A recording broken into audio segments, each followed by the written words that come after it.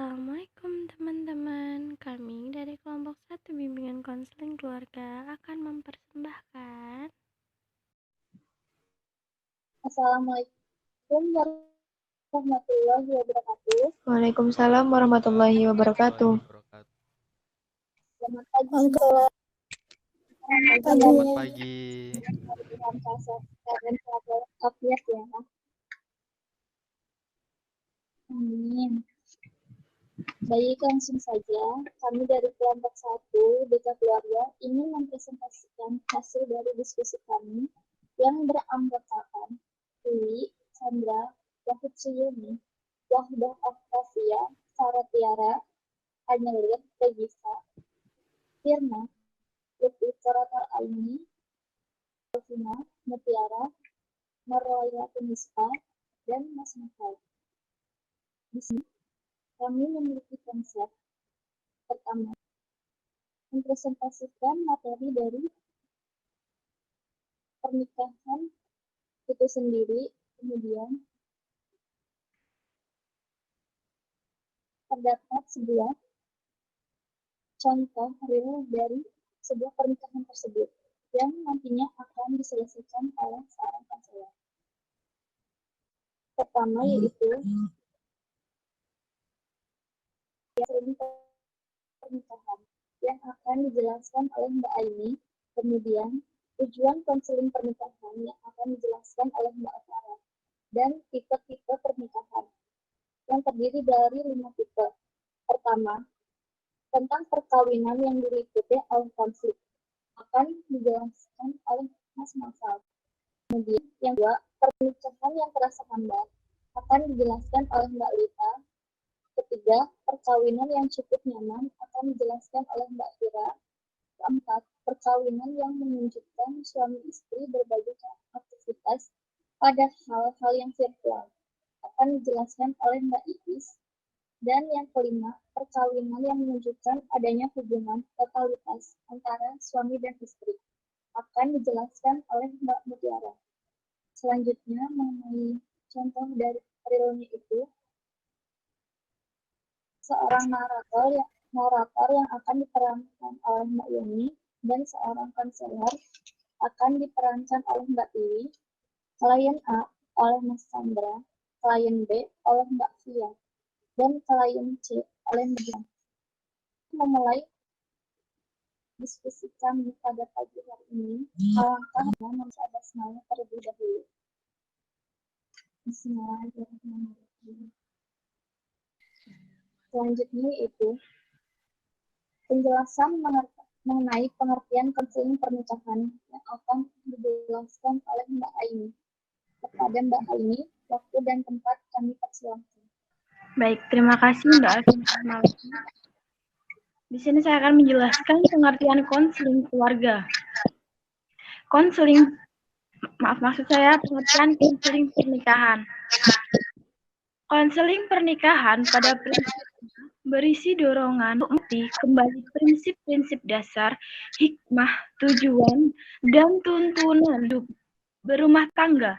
Konseling diberikan agar suami istri menyadari kembali posisi masing-masing dalam keluarga dan mendorong mereka untuk melakukan sesuatu yang terbaik bukan hanya untuk dirinya sendiri tetapi juga untuk keluarganya. Konseling pernikahan Islami adalah proses pemberian bantuan terhadap individu agar dalam menjalankan pernikahan dan kehidupan berumah tangganya bisa selaras dengan ketentuan dan petunjuk Allah Subhanahu wa Ta'ala, sehingga dapat mencapai kebahagiaan hidup di dunia dan akhirat. Baik, terima kasih kepada Mbak Aini. Selanjutnya yaitu tujuan konseling pernikahan yang akan dijelaskan oleh Mbak Farah. Kepada Mbak Farah, waktu dan tempat kami persilakan. Baik, terima kasih atas waktunya. Di sini saya akan menjelaskan tentang tujuan konseling pernikahan. Tujuan konseling pernikahan adalah agar klien dapat menjalani kehidupan berumah tangga secara benar, bahagia, dan mampu mengatasi problem-problem yang timbul dalam kehidupan perkawinan. Konseling diberikan agar suami istri menyadari kembali posisi masing-masing dalam keluarga dan mendorong mereka untuk melakukan sesuatu yang terbaik bukan hanya untuk dirinya sendiri, tetapi untuk keluarganya. Jika memperhatikan kasus per kasus, maka konseling perkawinan diberikan dengan tujuan yang pertama, bantu pasangan perkawinan untuk mencegah terjadinya problem yang mengganggu kehidupan perkawinan mereka. Yang kedua, pada pasangan yang sedang dilanda kemelut rumah tangga, konseling diberikan dengan maksud agar mereka bisa mengatasi sendiri problem yang sedang dihadapi. Yang ketiga, pada pasangan yang berada dalam tahap rehabilitas, konseling diberikan agar mereka dapat memelihara kondisi yang sudah baik menjadi lebih baik. Baik, terima kasih kepada Mbak Sarah. Selanjutnya itu tentang tipe-tipe pernikahan. Yang pertama, tentang perkawinan yang diliputi oleh konflik akan dijawab oleh Mas Noval. Kepada Mas Noval, waktu dan tempat kami persilakan. Pengertian konflik pada setiap hubungan di mana dua orang yang adapun konflik pernikahan. Konflik pernikahan sebagai keadaan suami istri yang sedang menghadapi masalah dalam pernikahan. Dan hal tersebut tampak dalam perilaku mereka yang cenderung kurang harmonis ketika sedang menghadapi konflik tersebut. Kemudian, adapun sumber-sumber konflik dalam pernikahan. Yang pertama, sumber pribadi. Yang kedua, sumber fisik. Yang ketiga, sumber hubungan interpersonal. Yang keempat, sumber lingkungan. Yang berikutnya, adapun metode menghadapi konflik dalam pernikahan. Yang pertama, avoidance conflict. Konflik pertama ini merupakan metode di mana pasangan menghadapi konflik yang terjadi dengan cara menghindarinya. Yang kedua, ventilation and catharsis conflict. Metode konflik yang kedua ini merupakan kebalikan dari avoidance, yaitu individu mencoba merebut. Yang berikutnya, constructive and destructive conflict. Setiap pasangan tertentu memiliki konflik dalam bagaimana seorang mengatasi konflik mempengaruhi pribadi mereka. Terima kasih dari saya. Terima kasih dijelaskan oleh Mbak Angelin Balita. Kepadanya, waktu dan tempat kami persilahkan. Saya akan menjelaskan tentang perkawinan yang terasa hambar atau devitalized relationship. Perkawinan pada tipe ini, perkawinan yang terasa hambar itu tidak menggairahkan, tetapi tidak terjadi banyak konflik. Pada tipe perkawinan hambar ini tidak ada ancaman yang serius, tetapi hubungan suami istri lemah atau suami istri tidak saling menghiraukan dan sangat berbeda dengan ketika baru memasuki pintu perkawinan. Ada beberapa aspek yang masih memuaskan bagi pasangan suami istri, yaitu berbagi minat mengenai anak, tradisi, keluarga, dan klaim kepemilikan bersama.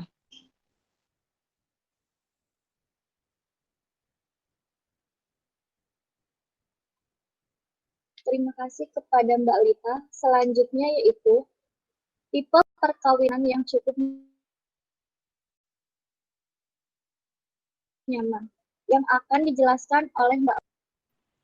Baik, terima kasih. Di sini saya akan menjelaskan tentang perkawinan yang cukup. Nah, di dalam perkawinan pada tipe ini perkawinan itu pernikahan seharusnya menjadi wadah yang nyaman bagi setiap pasangan untuk mengekspresikan emosinya sekaligus tempat untuk mendapatkan ketenangan, berbagi tawa, bertumbuh, dan saling memberi dukungan. Pada perkawinan tipe ini, pasangan suami istri berbagi aktivitas dan minat yang Pada tipe ini, pasangan suami istri merasa cocok dengan pasangannya, mereka berbagi aktivitas dan kesenangan, mereka merasa cukup nyaman dengan perkawinan yang dijalankannya, tetapi aktivitas dan minat yang dilakukan bersama-sama bukan pada hal-hal yang vital atau yang penting dalam sebuah perkawinan. Terima kasih.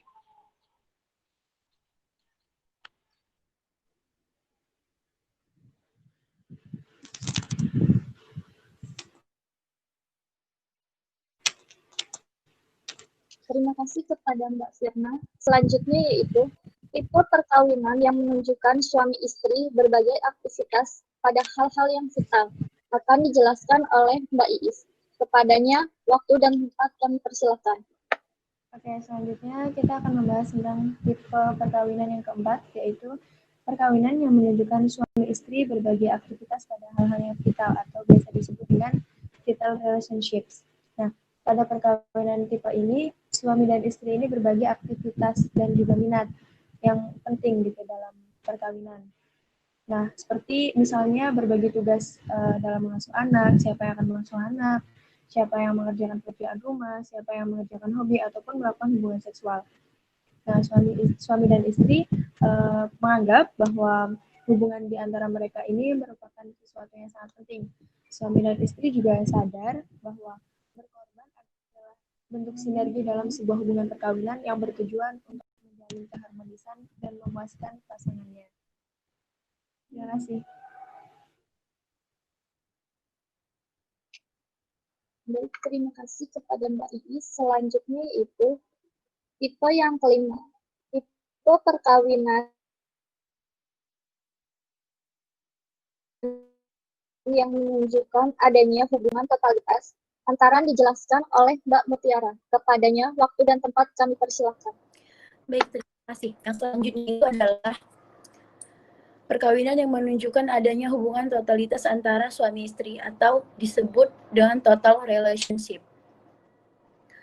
Pada perkawinan tipe ini, pasangan suami istri berbagi minat dan aktivitas serta semua hal yang ada atau hadir dalam perkawinan. Pasangan suami istri berhubungan secara pada setiap hal yang ada dalam perkawinan. Perkawinan tipe ini adalah perkawinan yang sangat menggairahkan.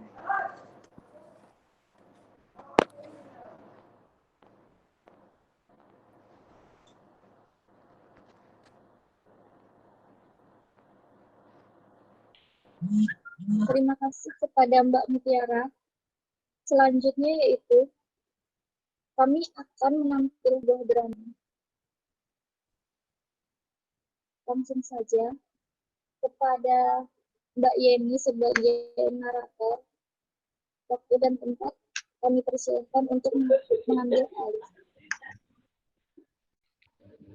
Ya, terima kasih moderator.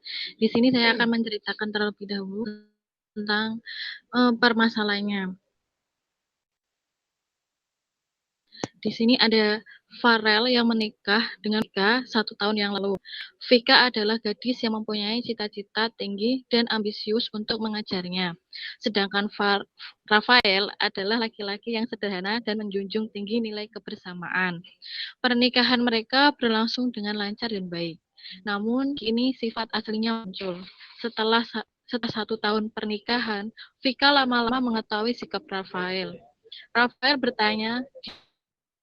bertemu dengan mantan kekasihnya. Sebab wanita karir sehingga selalu kerjaannya.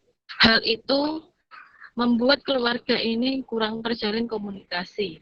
Untuk mempertahankan rumah tangganya, Vika yang ketika itu sedang mengetahui gejala-gejala selingkuh yang dilakukan oleh Rafael, Vika pun mendatangi konselor untuk mencari bantuan.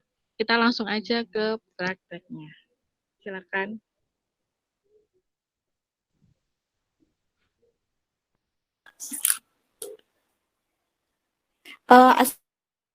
Assalamualaikum, Vika. Waalaikumsalam, Bu. Gimana kabarnya hari ini? Apakah baik? Alhamdulillah, baik, Bu.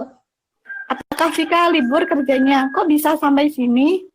Iya, Bu. Saya alhamdulillah sedang libur. Terus bagaimana perkembangan kerjanya? Di masa pandemi seperti ini, apakah tetap berjalan lancar? Alhamdulillah, dalam pekerjaan saya merasa lancar. Karena saya itu bekerja di laboratorium, jadi tanpa adanya COVID, saya selalu mematuhi protokol kesehatan. Alhamdulillah kalau begitu. Oh iya, ngomong-ngomong, Vika kesini ada apa ya? Saya ingin mencoba konseling, Bu, karena saya merasa ada masalah dalam ketidaknyamanan saya dengan suami saya. Sebelumnya Vika pernah konseling? Belum, Bu, saya belum pernah. Oh iya, jadi saya jelaskan dulu ya. Untuk Islami sendiri adalah proses pemberian bantuan terhadap individu agar dalam menjalankan pernikahan dan kehidupan berumah tangga bisa selaras kebahagiaan dunia dan akhirat begitu. Dan dalam konseling juga ada asas-asas, salah duanya adalah asas keterbukaan dan asas kerahasiaan. Nah, dari kerahasiaan ini tidak boleh sampai terbocor keluar. Di sini Vika juga harus terbuka dan menjaga rahasia. Apa yang sedang Vika alami di sini? Saya merasa ada yang berbeda dengan suami saya, Bu. Kenapa bisa demikian? Ada apa? Ya banyak sih, Bu. Seperti suami saya itu akhir-akhir ini itu jarang mau mengantar saya dalam bekerja seperti itu, Bu. Selain itu, apakah masih ada yang dikhawatirkan?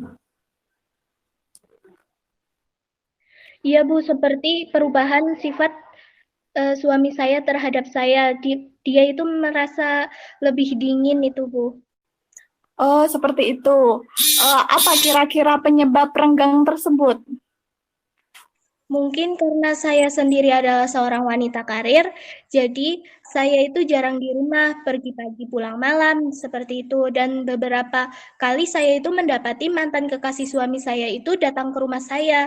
Dan beberapa hari belakangan ini saya itu mencoba untuk membicarakan dengan suami saya, tapi malah dia seperti mengelak seperti itu, Bu. Vika sudah berapa kali mencoba melakukan tanya jawab terhadap suami? Beberapa kali sih, Bu, sekitar 3-4 kali. Tapi belum dapat jawaban juga ya? Bu. Oh iya, jadi begini, dalam Islam sendiri perselingkuhan adalah dosa besar berkaitan dengan zina. Hubungan apapun yang berkaitan dengan lawan jenis tanpa adanya hubungan mahram atau muhrim tidak dibenarkan. Seperti firman Allah, A'udzubillahi minasyaitonirrajim, Bismillahirrahmanirrahim. Qulil mu'minina yaghudduna absarihim wa yahfadhu furujuhum. Dzalika azka lahum, innallaha khabirum bima yasnaun. Nah, yang artinya katakanlah kepada orang laki-laki yang beriman, hendaklah mereka menahan pandangannya dan memelihara kemaluannya. Yang demikian itu adalah lebih suci bagi sungguhnya Allah Maha mengetahui apa yang mereka perbuat. Nah, terlebih jika seorang tersebut telah memiliki suami atau istri. Nah, dari ayat ini sudah jelas indikasi berzina dengan yang bukan mahramnya itu tidak diperbolehkan. Untuk itu, saya ada saran untuk konseling kali ini menggunakan teknik asosiasi dalam pendekatan psikodinamika. Ini bertujuan untuk mengungkapkan yang tidak dan apa yang selama ini dipendamnya. Untuk itu, kita atur jadwal untuk dapat bertemu dengan Vika, suami dan mantan kekasihnya tadi ya. Vika sekarang bisa menyusun hal apa saja yang ingin disampaikan dengan suami. Silahkan dipersiapkan. Baik, Bu. Antara konselor dan Vika pun kini mengatur jadwal bertemu. Konselor mengundang Rafael atau suami Vika dan mengundang mantan kekasih Rafael yaitu Anissa dalam satu waktu. Sebelumnya konselor memberi peringatan kepada Vika, Rafael dan Anissa mengenai apa yang hendak dilakukan. Konselor menjelaskan kita sedang berada dalam proses konseling.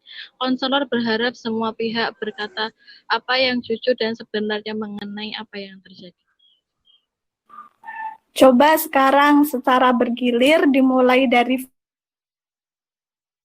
Vika, Rafael, kemudian Anissa menyampaikan apa yang sekiranya mengganjal dan butuh dipastikan dengan sebenar-benarnya tentang apa yang terjadi.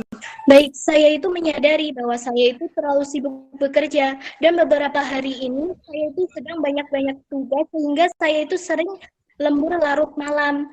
Namun apakah hal tersebut menjadikan selingkuh di belakang saya?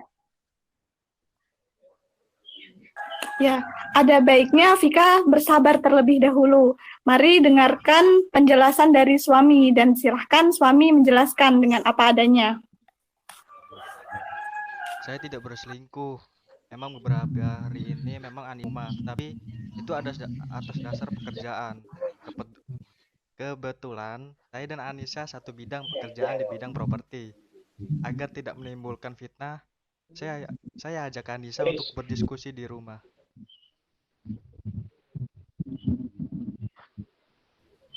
Betul, lagi pula kita tidak sendiri, saya ditemani teman saya. Saya paham betul batasan-batasan yang seharusnya. Vika, istriku tidak seharusnya kamu curiga seperti itu.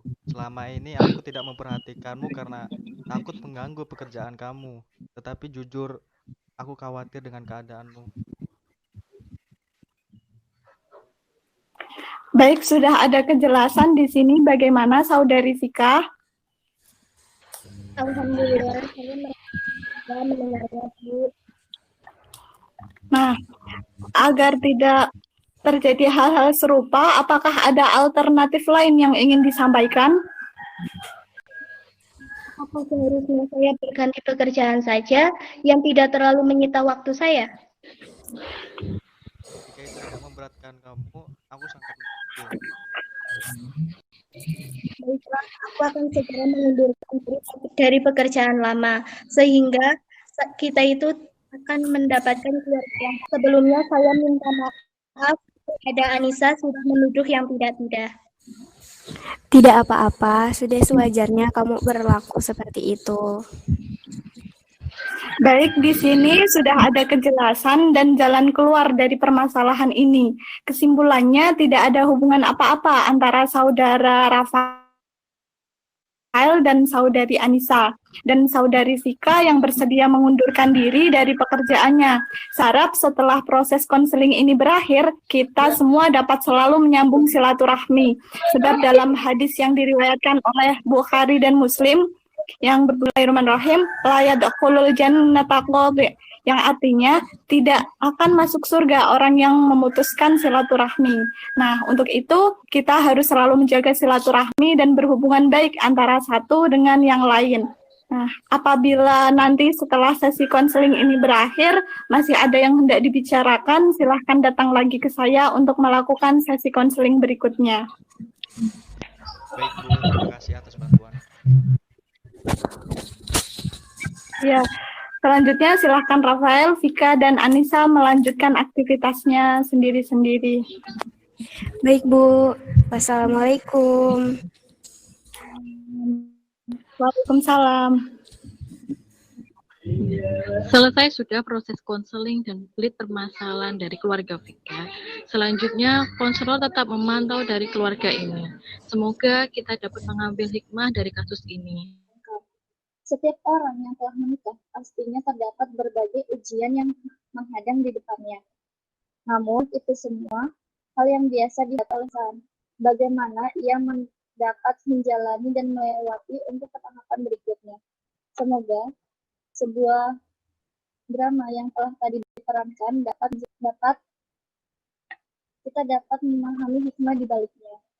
Bahwasanya seseorang itu penting yang harus dilakukan agar tidak terjadi hal. Kurang lebihnya mohon maaf. Wabillahi taufiq wal hidayah. Wassalamualaikum warahmatullahi wabarakatuh. Waalaikumsalam warahmatullahi wabarakatuh.